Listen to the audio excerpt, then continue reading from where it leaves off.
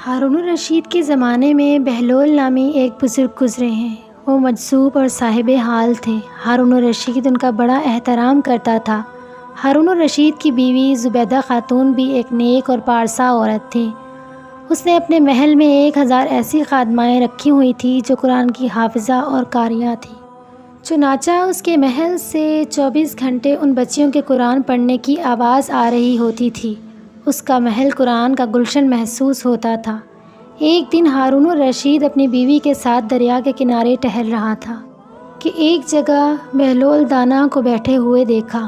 اس نے کہا، السلام علیکم۔ بہلول دانا نے جواب دیا، وعلیکم السلام۔ ہارون الرشید نے کہا، بہلول کیا کر رہے ہو؟ انہوں نے کہا کہ میں ریت کے گھر بنا رہا ہوں۔ پوچھا، کس کے لیے بنا رہے ہو؟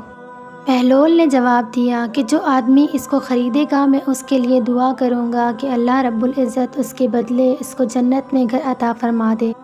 بادشاہ نے پوچھا، بہلول اس گھر کی قیمت کیا ہے؟ انہوں نے کہا کہ 1 دینار۔ ہارون الرشید نے سمجھا کہ یہ ایک دیوانے کی بڑھ ہے، لہٰذا وہ آگے چلا گیا۔ اس کے پیچھے زبیدہ خاتون آئیں۔ اس نے بہلول کو سلام کیا، پھر پوچھا، بہلول کیا کر رہے ہو؟ انہوں نے کہا کہ میں ریت کے گھر بنا رہا ہوں۔ اس نے پوچھا، بہلول اس گھر کی کیا قیمت ہے؟ بہلول نے کہا، 1 دینار۔ زبیدہ خاتون نے 1 دینار نکال کر اس کو دے دیا اور کہا کہ میرے لیے دعا کر دینا۔ وہ دعا کروا کر چلی گئی۔ رات کو جب ہارون الرشید سویا تو اس نے خواب میں جنت کے مناظر دیکھے، آبشاریں، نہریں اور اونچے اونچے محل دیکھے۔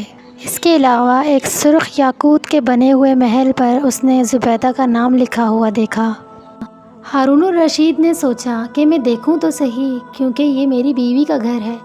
وہ محل میں داخل ہونے کے لیے جیسے ہی دروازے پر پہنچا تو ایک دربان نے اسے روک لیا۔ ہارون الرشید کہنے لگا، اس پر تو میری بیوی کا نام لکھا ہوا ہے، اس لیے مجھے اندر جانا ہے۔ اس نے کہا، نہیں، یہاں کا دستور الگ ہے، جس کا نام ہوتا ہے اسی کو جانے کی اجازت ہوتی ہے، کسی اور کو جانے کی اجازت نہیں ہوتی، لہٰذا آپ کو داخل ہونے کی اجازت نہیں ہے۔ جب دربان نے ہارون الرشید کو پیچھے ہٹایا تو اس کی آنکھ کھل گئی۔ اسے بیدار ہونے پر فوراً خیال آیا، مجھے تو لگتا ہے کہ بہلول کی دعا زبیدہ کے حق میں اللہ رب العزت کے ہاں قبول ہو گئی۔ پھر اسے اپنے آپ پر افسوس ہوا کہ میں بھی اپنے لیے ایک گھر خرید لیتا تو کتنا اچھا ہوتا۔ وہ ساری رات اسی افسوس میں کروٹیں بدلتا رہا۔ صبح ہوئی تو اس نے دل میں سوچا کہ آج پھر میں ضرور دریا کے کنارے جاؤں گا۔ اگر آج مجھے بہلول ملے تو میں بھی ایک مکان ضرور خرید لوں گا۔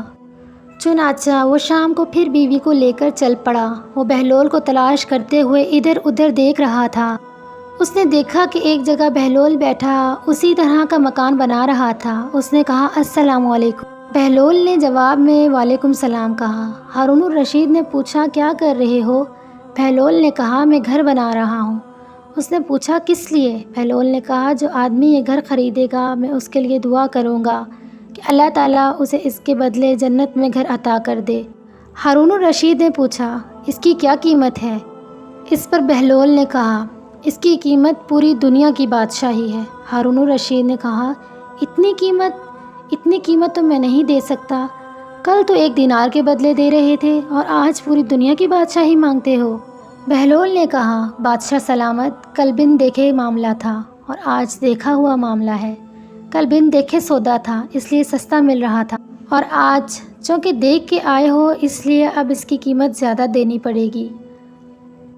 ہماری مثال ایسی ہی ہے کہ آج ہم نے اللہ تعالیٰ اور اس کے رسول صلی اللہ علیہ وسلم کو بن دیکھے مانا تھا، اس لیے جنت بڑی سستی ہے، لیکن جب موت کے وقت آخرت کی نشانیاں دیکھ لیں گے تو اس کے بعد پھر اس کی قیمت ادا نہیں کر سکیں گے۔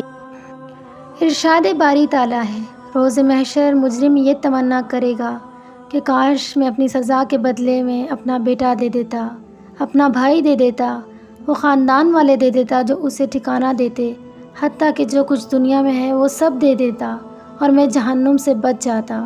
فرمایا، ہرگز نہیں، ہرگز نہیں۔ ناظرین و سامعین، اگر آپ کو میری یہ ویڈیو پسند آئی تو پلیز میری ویڈیو کو لائک، سبسکرائب اور شیئر ضرور کیجیے گا۔ اللہ حافظ۔